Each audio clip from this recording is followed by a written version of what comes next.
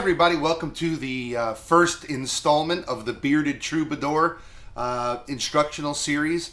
I'm going to be pretty loose in these videos. There's no real scripting, just kind of winging it. And my aim here is to show you things I've learned over the years, shortcuts, tips and tricks that have helped me understand the music theory, helped me in my songwriting, helped me in my guitar soloing, improvisation, writing, solos, etc. And so today what I want to do is basically break down music theory as quickly as I possibly can. It's sort of music theory for dummies, no offense. This is how I break it down for myself. Over the years I've sort of distilled it down to 5 or 6 particular points, bullet points, and I want to cover those with you guys today and try to get this done within 30 minutes or so. So let's just start with this. For all intents and purposes, there are only 12 notes in existence. 12 notes in the world. Think about that. All the music you've ever heard in your life, whether it's a classical piece by Bach or Beethoven, or it's a country song by Brad Paisley, or it's a Barbra Streisand tune, or a Metallica tune, they're only making use of those 12 notes, putting them in a particular order, playing them in a particular style, in a particular rhythm, building particular chords and melodies out of those 12 notes in certain sequences. They're sequencing those notes in millions of different ways in order to bring you the music in their particular genre.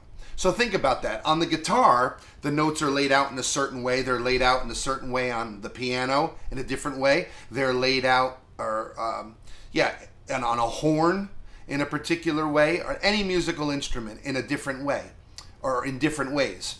On the guitar, they're laid out, linear, in a linear fashion. So this isn't a guitar lesson per se, it's more of a music lesson, music theory lesson. So I'll just tell you that the low string on the guitar is an E. That open string is an E. If we take that and then we play up in a sequence just of one note after the other, those 12 notes in a row, here's what we get. 1, 2, 3, 4, 5, 6, 7, 8, 9, 10, 11, 12. Repeat. That is the same as just higher, an octave higher. So from that to that, this little space on the guitar on one string, lay all the notes in existence in the world. And then they just repeat up again. And then on the next string, it's a higher string, it's an A string, and those notes repeat again from A to A, all the way up. The next string is higher, the next string is higher, higher, higher. Just like on the piano, you'll play from C to C, then from C to C higher, from C to C with higher notes, from C to C with higher notes. It's just those 12 notes repeated, okay, again. So, there are only 12 notes in the world. Now, if you take those 12 notes and select out certain notes and put them in particular orders, you get scales. Put them in any order you want.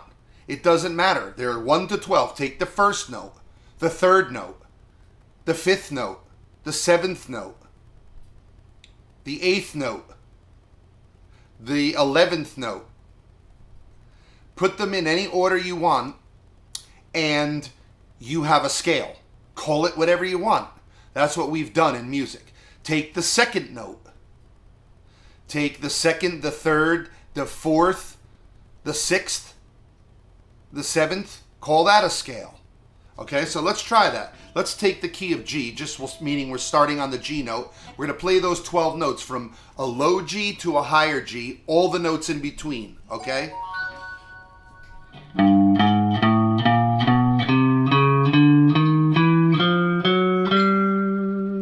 There we go. We got those 12 notes. Now, what if I take the first note, the third note, 1, 2, 3, first note, third note, fifth note, so I'll have, then maybe I'll take 1, 2, 3, 4, 5, 6, I'll take the sixth note, and I'll make a scale out of that.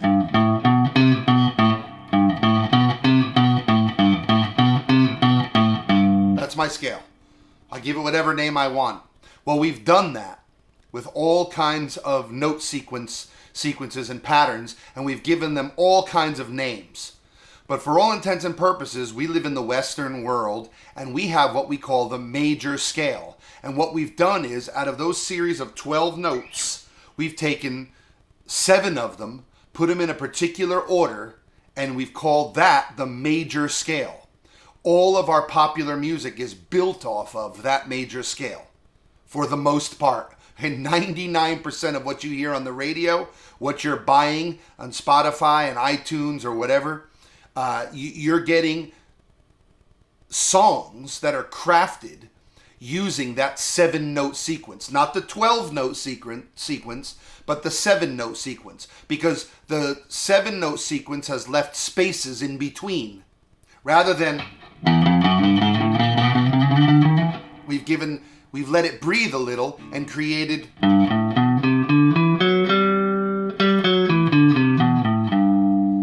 that's the do, re, mi, fa, sol, la, ti, do, ma, da, ba, ba, da, ba, da, oo. We all learned it in school. Now we play it again and we repeat it. We just repeat it up higher.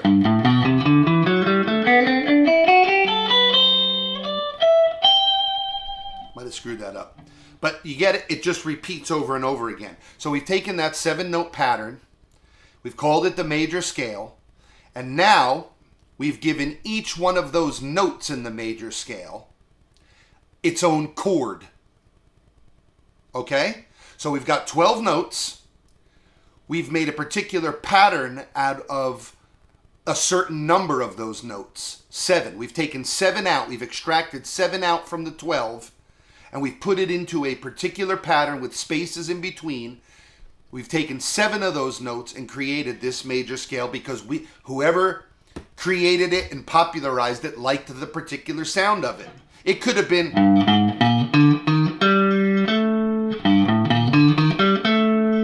that.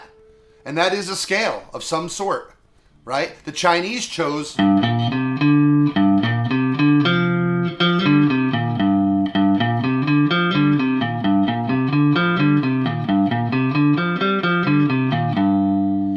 chose so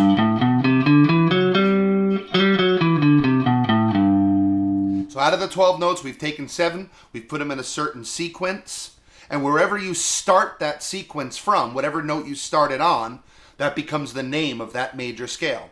So if I started here on the F note, that's an F major scale. If I started here on the A note,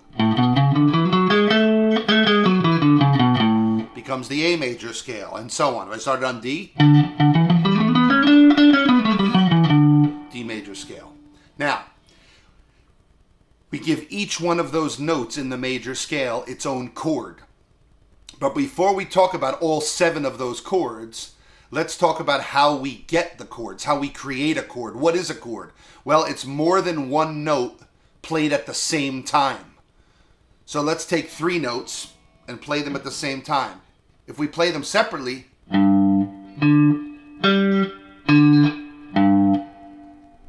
that's not a chord. But if we play them together, now we have a chord. So a chord is a sequence of notes played simultaneously. Okay, 2 or 3. Usually it's 3. 3 or more notes played at the same time. If we go to the major scale, and we have those 7 notes. Somebody decided we're going to take the first note of that scale. We are going to take the 3rd note of that scale. And we're going to take the 5th note of that scale. And we're going to repeat those twice in a chord. You don't have to repeat them twice, but for guitar we usually do. We're going to take those 3 notes and we're going to play them simultaneously. We're going to put them together in clusters all over the fingerboard or all over the piano keyboard. Now, there are a lot of instruments where you can't play chords, like a horn. You don't play chords on a horn, right? But on guitar or piano, that's why guitar became so popular, because you could take an acoustic guitar and you could bring it to the park. You could, bring it on a boat. You could bring it on a plane. You bring it with you wherever you're going, and you've got this sort of portable piano, if you would, where you could play chords and single notes, and you could sing along and strum like you could bang on a piano, right? You can pick single notes, or you can strum on a guitar and so forth. So if we take those first note, third note, and fifth note of that major scale, and we play them simultaneously, we get a major chord. So you've got the major scale, in this case G. If we take the 1, 3, and 5 notes and we put them together, we've got a G major chord. Now let's look at the notes in those chords. We've got 6 strings, and in this particular case, we're using all 6 strings, so there are 6 notes in this chord. But they're not 6 different notes. There are 3 notes repeated twice. The 1, the 3, and the 5. The 1, the 3, and the 5 note of the major scale. Of the 7 notes of the major scale, right? I'm repeating myself a lot, so I hate when I watch videos and people repeat themselves if I know the information. Then I get frustrated. Yeah, we know, move along.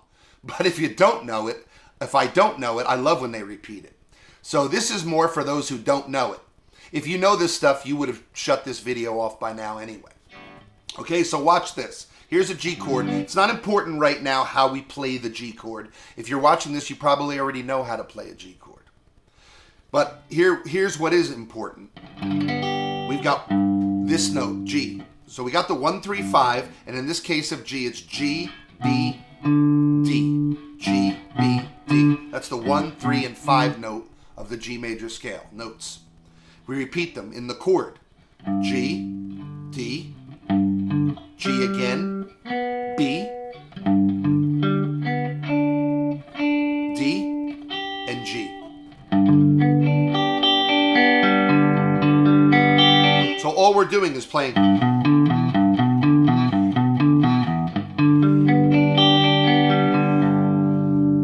And that's how we got our G major scale.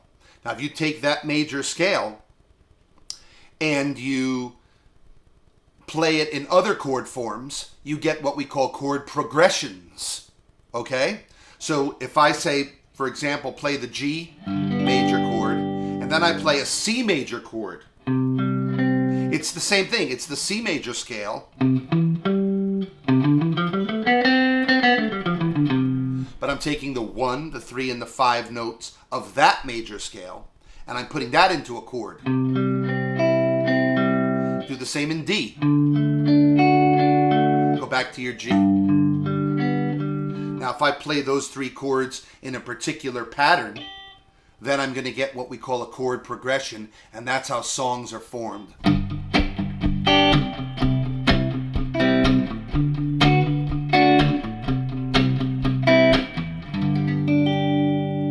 And depending on how we play it rhythmically, it's a completely different song, right? If I go...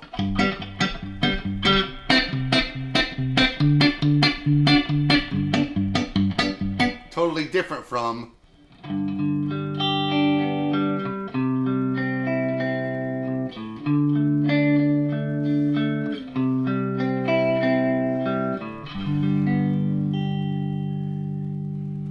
Okay, we could even just play the notes.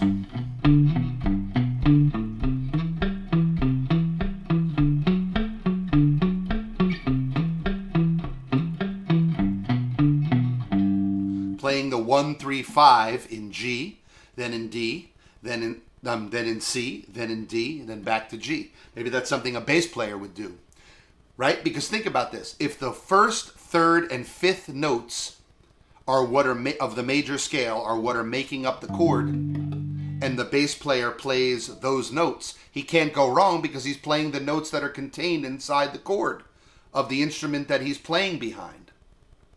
That's how we develop melodies. That's how we develop solos, by playing the notes in the chord that we're playing over.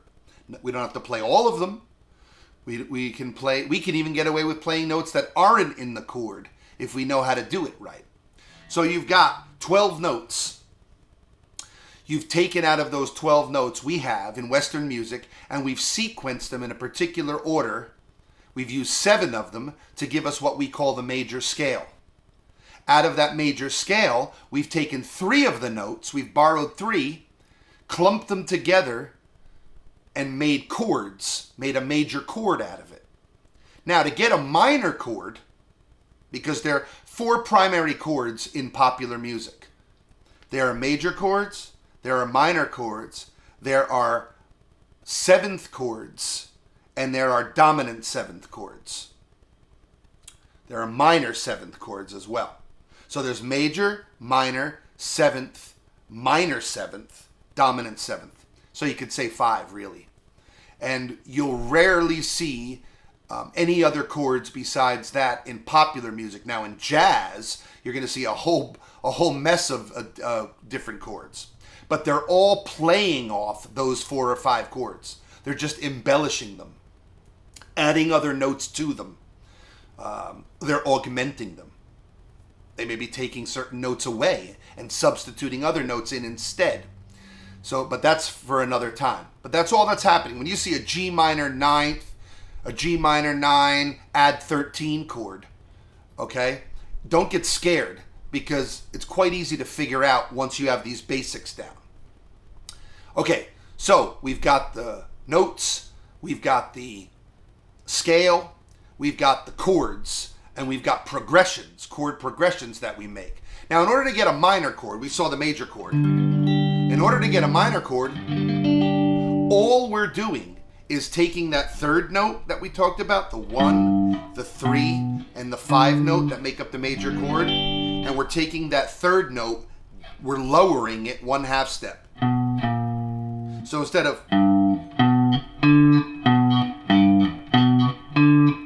we've got,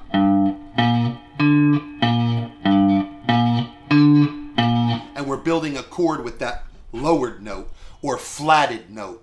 So we've got 1, 3, or flat 3 to give us a minor sound. And we build the same kind of chord we did with the major chord, just with those 3 notes, only we're using the flatted 3 now, and we're getting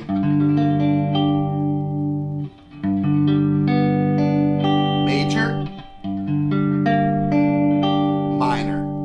And then we can take those minor chords and add them into progressions to give us a different type of sound. Okay, hope you're with me so far. So to talk a little bit more about building those progressions and adding minor chords in, here's how it works. Somebody decided, well, the notes kind of dictated this, but that's too much to get into for now. All we need to know is how right now. We don't necessarily need to know why. We need to know what and how we do it. The why is nowhere near as important, okay? At least for me. So we've got those 7 notes in the major scale. Do, re, mi, fa, sol, la, ti, do. I said earlier, each one of those notes gets its own chord, either a major or a minor chord. Okay? So here's how that goes. You might want to write this down. You've got 7 notes in the major scale. 1, 2, 3, 4, 5, 6, 7, and you're back to 1.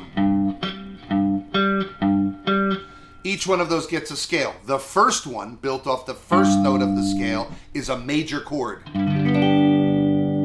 The second one, built off the second note of the major scale, is a minor chord. The third one, built off the third note of the major scale, is also a minor chord. The fourth is a major chord. The fifth is a major chord. The sixth is a minor chord.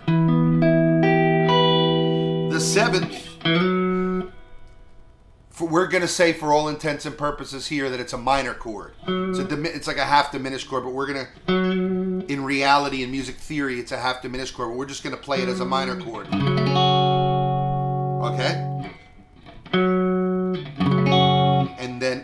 And what is that, the sixth? That's the seventh. And then we're back home.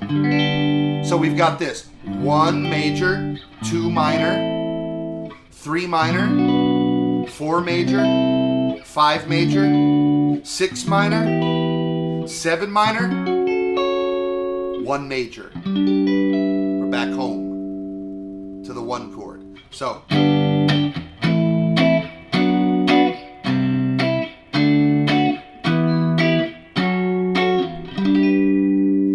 now with those 7 notes, those 7 chords built off those 7 notes, watch this. Do, re, mi, fa, sol, la, ti, do.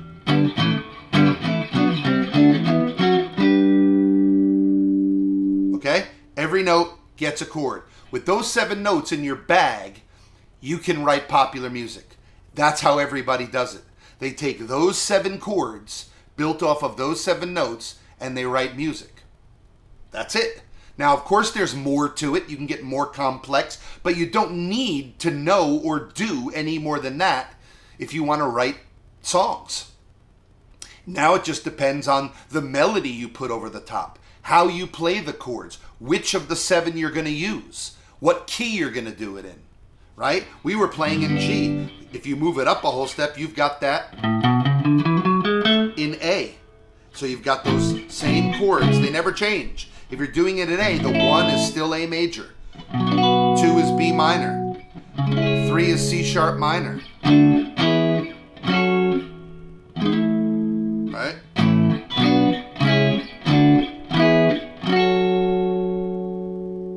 Probably screwed that up there.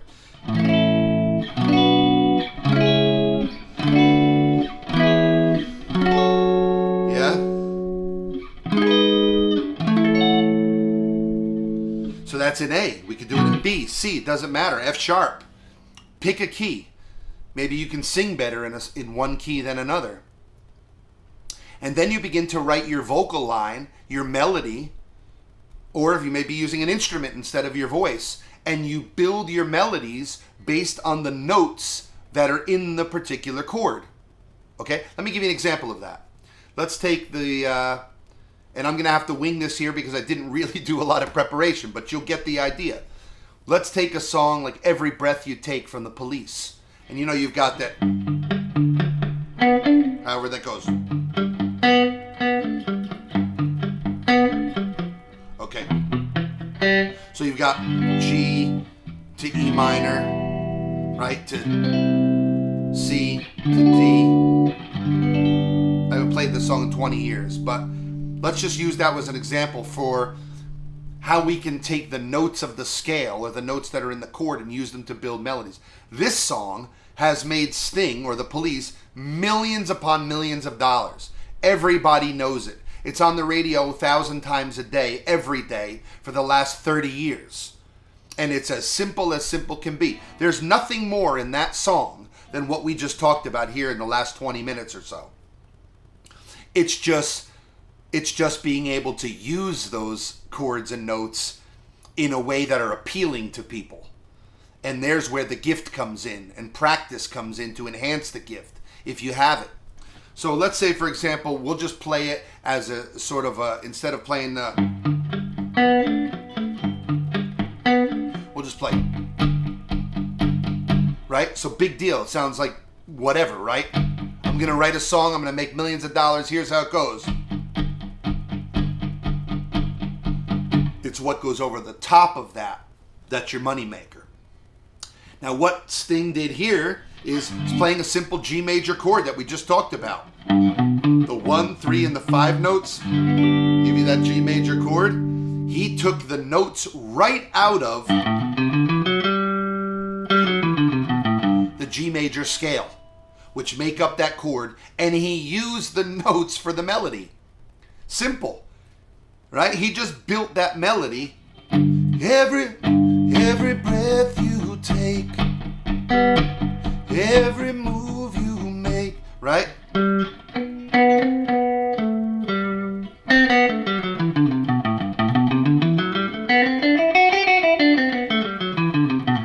Those are the 7 notes of the major scale he's chosen. Let's take that first line. What note is that? That's B. That's 1, 2, the 3rd note of the major scale.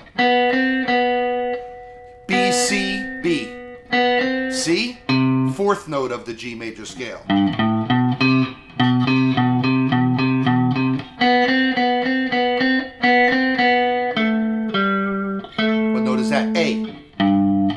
second note of the G major scale. Back to G. So that first line, every breath you take, right out of the major scale. Second line, every move you make.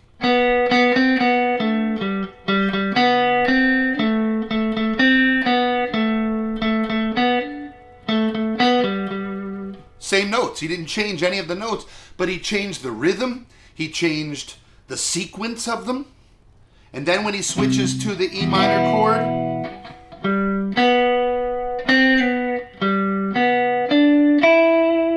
something like that, right? So there, for the first time, he goes to an E note.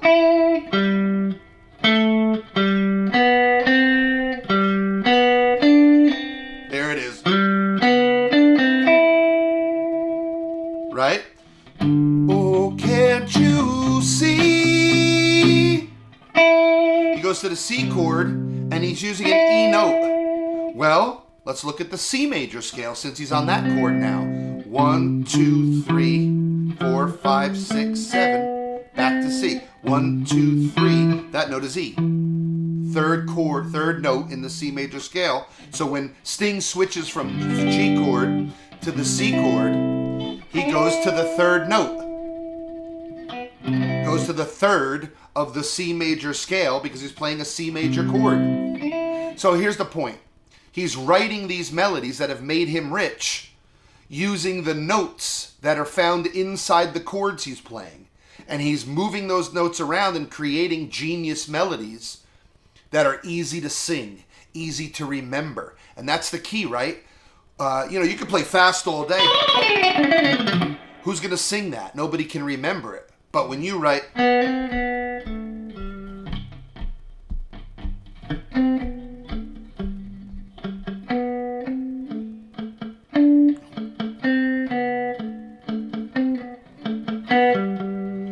Get the point. It's just how you manipulate the notes over the chord progressions to make great melodies. And then you do the same thing with your guitar solos or your horn solos or your piano solos or whatever you're doing.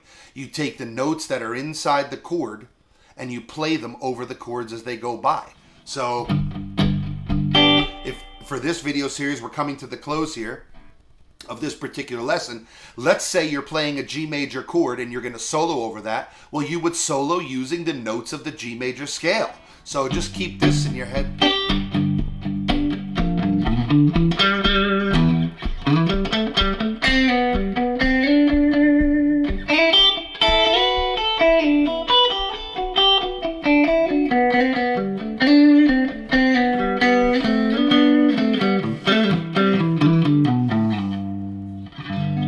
I didn't play any note that wasn't one of these 7. I played some together. We'll talk about these in future lessons. You know, there are all kinds of tips and tricks to soloing. I might have gone still playing the notes of the G major scale. I'm just now I'm bending them. I'm using vibrato.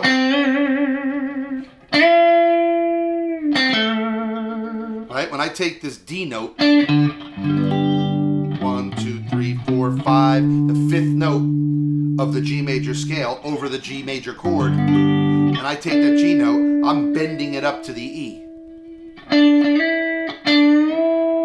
which is the 1, 2, 3, 4, 5, 6th. So I'm bending the 5th note to the 6th note, coming back to the 5th note, right? And can go back right here to the 4th note, right? To the 2nd note, to the 1.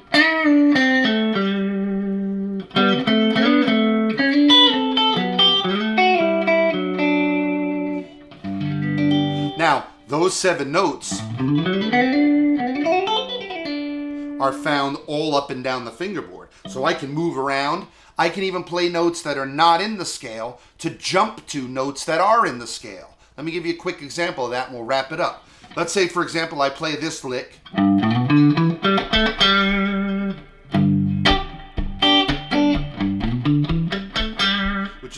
right out of the scale. Maybe I throw in that note, right, is not in the scale. It's this between note. It's the note between the 1 and the 2, right? It's this 1, 2, 3, 4, 5, 6, 7, 1, 1, 2. That note is not in the scale. But what if I throw it in when I play my lick? What if I do? I threw it in, but it went by so quick, you don't have time to notice. Your ears don't have time to realize that, hey, that's not in the scale. It adds flavor. I can do that almost anywhere. If I'm playing, I can play.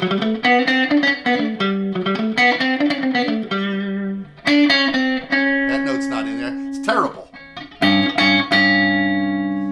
But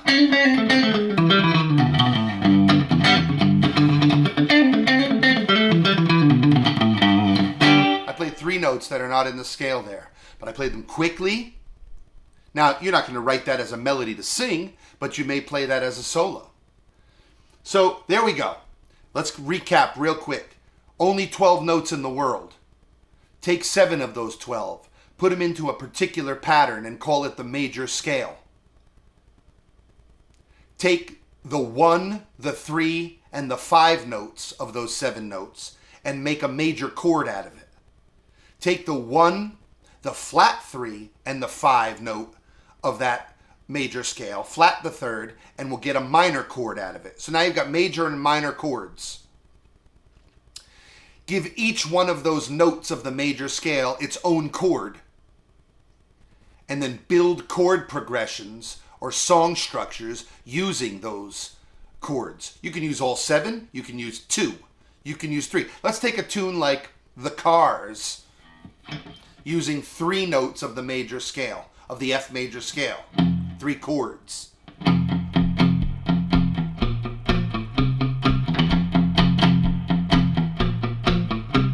They're not even using full chords there. They're using the fifths, the 1 and the 5 note of the F chord, the 1 and the 5 note of the B flat chord, and the 1 and the 5 note of the C chord. Now, if you were sitting around in your bedroom and you came up with this chord progression,